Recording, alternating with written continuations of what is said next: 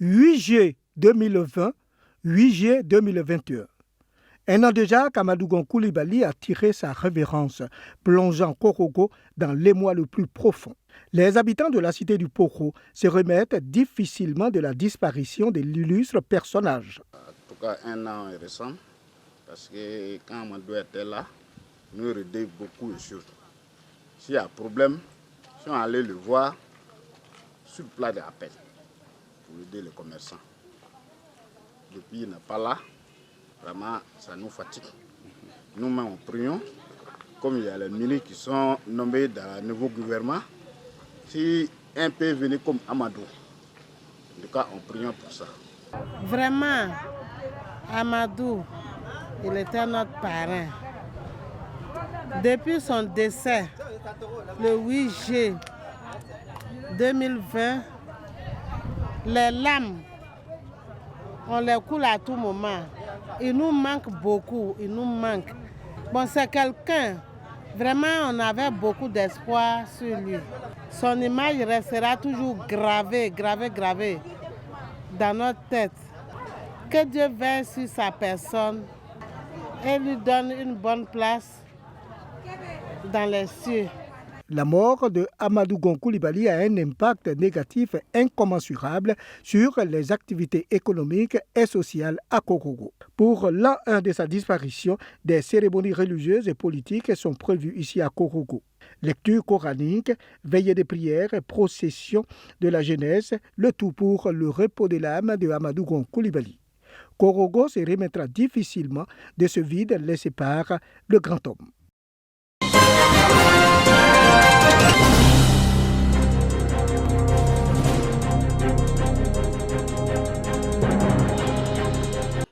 Dieu, invoqué par le cheikh Badiawari Touré, guide suprême de la communauté musulmane de Gbeke, après 3 lectures intégrales du Saint-Coran suivies de bénédictions. Ainsi, la communauté musulmane, à travers ses guides les plus érudits, prie pour le repos de l'âme du défunt Premier ministre Amadou Koulibaly.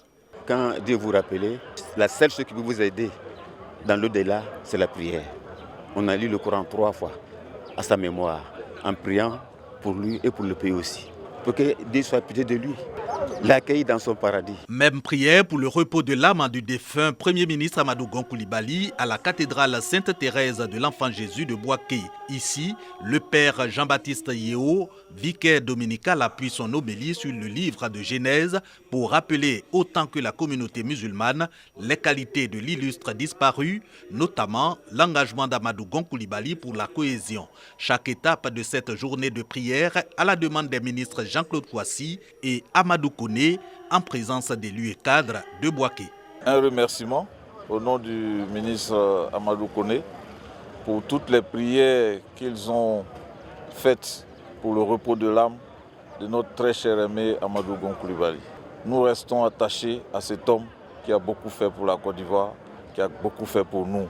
Tous les grands travaux qui ont été faits à Bouaké, c'est sous son impulsion. Et nous ne pouvons que lui être reconnaissants et redevables. À Bouaké, la prière pour le repos de son âme pour commémorer le premier anniversaire du décès du Premier ministre Amadou Koulibaly, aussi pour prier pour le président Alassane Ouattara et pour la paix en Côte d'Ivoire.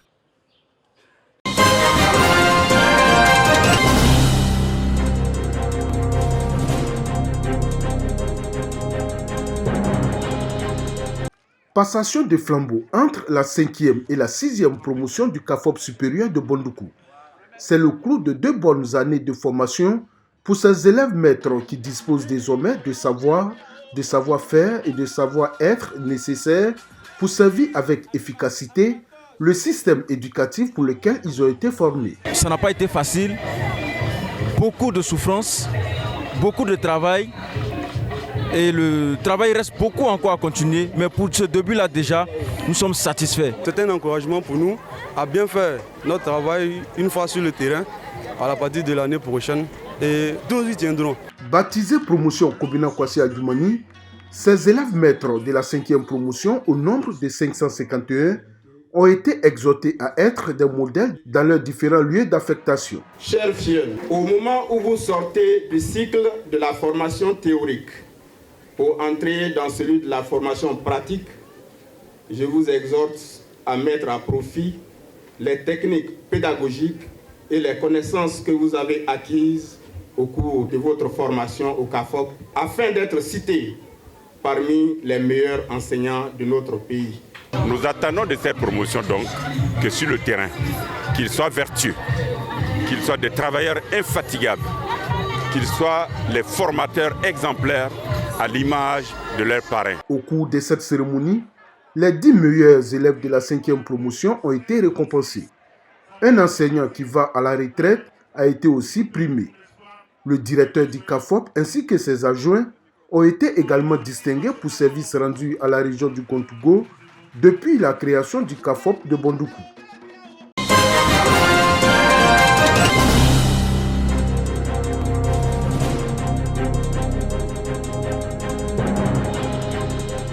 Diegonefla, à 40 km de Gagnoa, chef-lieu de la région du Gor. Ici, les acteurs de développement sont célébrés. Une initiative de la plateforme Fierté de Diegonefla, présidée par son premier magistrat, Bagrou Goli. Un encouragement à plus d'efforts dans le travail et une invitation à s'approprier le développement de la jeune commune. Nous avons décidé de primer toutes ces personnes qui, dans un temps soit peu, ont eu à poser des actes forts à l'égard de notre belle cité. Cette cérémonie permet à nos citoyens de se sentir concernés par le développement, de se sentir revalorisés et sentir qu'on ne les a pas oubliés. Ce sont au total 12 prix qui ont été décernés aux meilleurs d'entre eux dans les domaines de la santé, de l'éducation, du transport, du social, du vivrier, des ONG et coopératives et d'associations de femmes. À cela s'ajoutent les diplômes d'honneur remis à tous les acteurs économiques de la localité. Je suis vraiment heureuse parce que c'est reconnaître les mérites de ce que nous faisons. Nous passons toute la journée pluie, soleil, mais quand des personnes viennent vous reconnaître ce mérite-là, il n'y a rien de plus honorable. Le maire de la commune a exhorté ses acteurs de développement à préserver la paix et à faire en sorte que Diegonefla soit une cité développée où il fait bon vivre.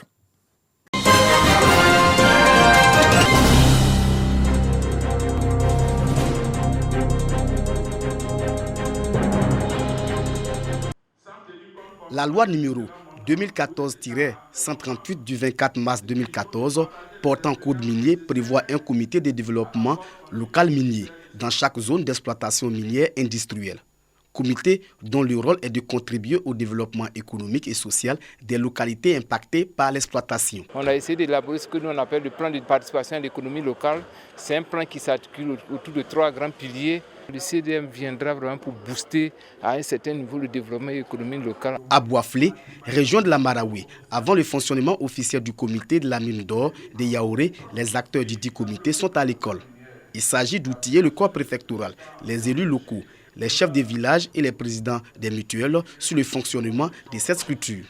Les enjeux et défis de cet outil de développement ont été expliqués aux populations. Ce fonds va être disponible. Il est question maintenant de voir quelles sont les conditions de mise en place de ce fonds-là, de sorte que ce fonds puisse fonctionner au bénéfice de nos populations sans entrave. Cette formation pour une meilleure connaissance du fonctionnement de ce comité. Les ressources financières doivent contribuer à la réalisation des projets qui répondent aux besoins des populations. Utiliser rationnellement les ressources qui seront mises à notre disposition.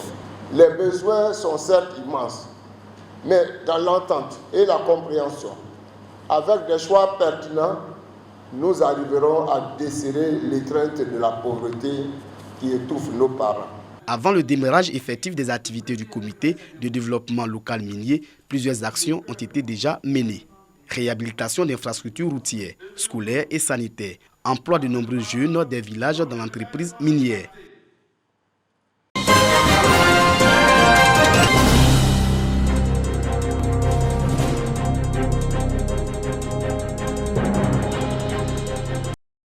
Organiser la filière bétail viande locale et former ses membres, tels sont les principaux objectifs que vise la Fédération nationale des coopératives de la filière bétail viande du Côte d'Ivoire, FENACOBICI. Cela passe par l'installation des coordinations régionales.